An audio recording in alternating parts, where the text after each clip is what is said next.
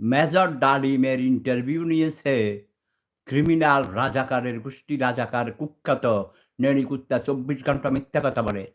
এই কুকুরের বাচ্চার আমি নাম নিতে চাই না, ওকে? তার নাম নিয়ে আমি ভাইরাল করতে চাই না। এই কুত্তার বাচ্চারা যে যেখানে পাবা তাকে শুধু থুথু মারবা, জুতা মারবা। মিথ্যুক, ধোঁকাবাজ। এটা মেজর ডালিম নয়, এটা বানানো গল্প। ১ নাম্বার প্রমাণ হলো মেজর ডালিমের ওয়াইফকে শেখ কামাল তুলে নিয়ে যায় নাই। শেখ কামাল সেখানে ছিলই না। এটা হয়েছে গাজীপুরের গাজী গোলাম মোস্তফা। তাকে গাড়িতে করে নিয়ে যাচ্ছিল মাইক্রোবাসে তুলে। তখন ডালিমের স্ত্রী এবং তার শাশুড়ি বলল যে, "না, তাকে একা যেতে দিব না। আমরাও যাবো।" তখন তারা ঠেলে জোর করে গাড়িতে উঠে গেল। বলল, "ঠিক আছে, উঠেন।" তখন ওর শালি এবং ওর শাশুড়ি, ডালিমের শাশুড়ি এবং ডালিমের বউকে ওই গাড়িতে করে ওরা নিয়ে গেছে। যদি ডালিমের শাশুড়ি এবং ডালিমের স্ত্রী গাড়িতে না উঠতেন, হয়তোবা রাগের মাথায় গাজী গোলাম মোস্তফা তার লোকজন মিলে সাভারের ঐদিকে নিয়ে গেছিল, ঐদিকে মেরে ফেলত। কথা বোঝা গেছে? এটা সম্পূর্ণ বানোয়াট, মিথ্যা। এটা মেজর ডালিম নয়। আমি সুস্থ স্বাভাবিক মাথায় বলছি। সম্পূর্ণ মিথ্যা। এই যে দেখো আমি অ্যালকোহল ফ্রি এই ফলের রস খাচ্ছি। এটা কিন্তু অ্যালকোহল না। অনেকে বলে আমি নাকি মদ খাই। আরে বেকুবেরা, ৬ মাস আগে আমার ৬ বছর আগে ক্যান্সারের অপারেশন হইছে। ক্যান্সারের রোগী কি মদ খায়? এই বছর মানে গত বছর জুন মাসে আমার হার্টে অপারেশন হয়েছে। এর আগে আমার প্রোস্টেটে অপারেশন হয়েছে। অগণিত অপারেশনের পর আমি এখনো বেঁচে আছি। আমি কি পাগল? আমি মদ খাবো?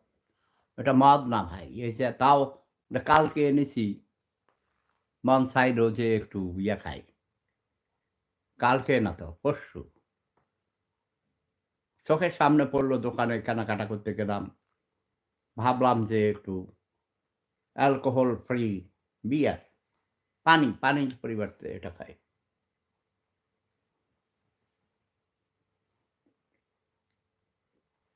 বুঝেছ? বলছে, "তাহলে এটা কে? এটা কি মদের বোতল? তাহলে কি খায়?"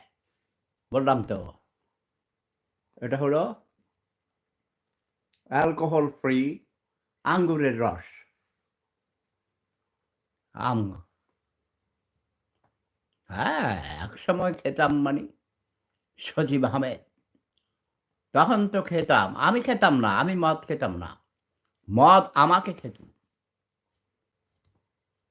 সামিনা আক্তার সোমা, ওয়েলকাম। হ্যাঁ, এটা খেলে তোমার ঘুম আসবে, ঘুম আসবে। আচ্ছা শোনো, তোমরা এইসব ওই যে আজেবাজে জিনিস নিয়ে ২ ঘন্টা, ১.৫ ঘন্টা, ২ ঘন্টা এসব সময় নষ্ট। ওই বদমাইশ আজেবাজে লোকদের এসব YouTube এ এসব দেখবে না। ওটা আমি শতভাগ নিশ্চিত, ওটা রিয়েল মেজর ডালিম নয়।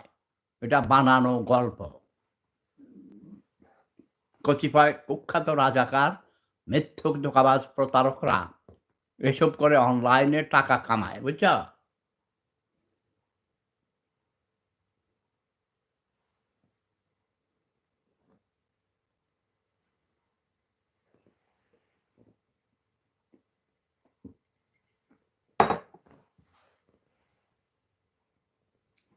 আরে আমার কয়েকদিন থেকে কান ব্যথা করছে। কালকে ডাক্তারের কাছে যেতে হবে। কানে ব্যথা। আগে এই কানে ছিল। শীতের সময় এমন হয়। গলাটাও একটু ব্যথা হইছে। আচ্ছা আমার আমি লন্ডনে কথা বলছিলাম এক প্রখ্যাত সাংবাদিকের সাথে। এর মধ্যে আমেরিকার থেকে টেলিফোন করছে আমার এক নাতি। তো সেজন্যে আমেরিকার থেকে কথা আমি ধরতে কেটে গেছে। তোমাদেরকে একটাই অনুরোধ করব, মিথ্যা প্রচারণায় কান দিবে না। এরা ধর্ম ব্যবসায়ী, ধর্মবাদীরা মিথ্যা কথা বলে। বুঝছা? যারা বলে, "না ওটার নাম আমি মুখে নিতে চাই না। আমার পবিত্র মুখে এসব আজেবাজে ক্রিমিনাল, মূর্খ, অশিক্ষিত, বর্বর, ছোট লোক, ধোঁকাবাজ, রাজাকার, রাখতে যার রাজাকারের রক্ত প্রবাহিত, এদের কথা আমি মুখে নেই না।" ওই পিনাকি আছে এক মালু, ক্রিমিনাল, জঘন্য ক্রিমিনাল। এদের বাপের জন্মের ঠিক নাই। বুঝো না? বাপ ঠিক কিনা যাকে বাপ বলে, হতে পারে না। এরা হলো মামুর জন্ম। ওরা মামুর জন্ম। এদেরকে নিয়ে কোনো কথা বলতে চাই না আর। এগুলো মিথ্যা প্রপাগান্ডা, তোমরা পাত্তা দিবে না। এটা কোনো মানুষের জন্ম না এরা। একজনের মিজানুর রহমান, ওরা তো আরো বড় মিথ্যুক, ধোঁকাবাজ। আমি শোনা ওরা যখন কথা বলবে ওদেরকে আনতেছি ওদের আসল রূপ তোমরা জানার জন্যে। মিজানুর রহমান আজহারি মিথ্যুক, ধোঁকাবাজ। বুঝতে পেরেছ? মানুষ ওদের কথা শোনার পর কম্পেয়ার করবে। আচ্ছা, এই কেয়ারেস দাদা, তুমি তো আমাকে অনেক বছর থেকে চিনো।